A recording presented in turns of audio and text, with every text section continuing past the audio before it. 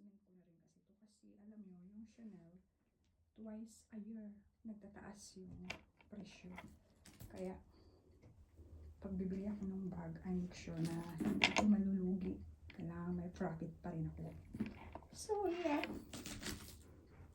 Hindi to yung first time ko na bag, guys. Meron pa akong dalawang Chanel na bag. Pero yung isa kong bag, yung first Chanel bag ko ay bininta ko na sa friend ko dito sa UK.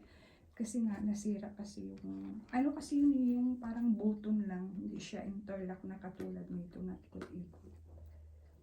Yung, bininta ko yun. And honestly, nung nakita ko sa kanya, napaayos niya, pinadala niya yun sa Paris para palitan yung itong hardware. Nagsisi ako. Pero okay lang. Sabi ko, okay, bibili na lang uli ako. So, ayan. Ito yung piki. Malalaman nyo naman yung piki kasi sa amoy pa lang, plastic na.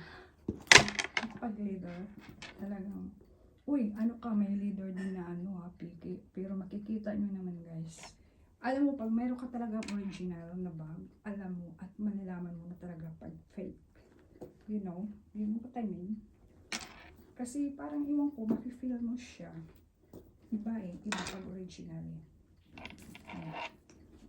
Ito medyo may kabigatan yung leather niya eh, kasi caviar kasi siya.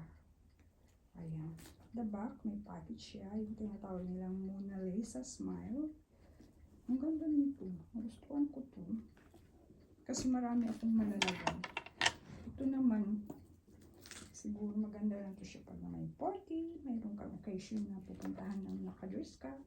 Ito kasi, pwede siyang formal, pwede din siyang hindi formal. Diba? Ito din naman pwede. Kita ko sa inyo.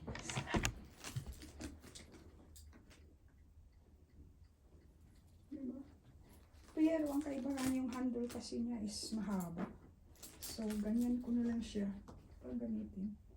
So, this is the jumbo size. Ito yung tamang size sa akin kasi marami akong mga anik-anik sa bag.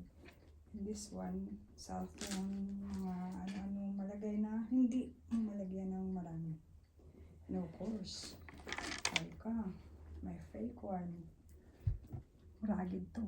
Nakapunta na to ng France, Spain, at saka Lisbon. Maganda din siya. That's it.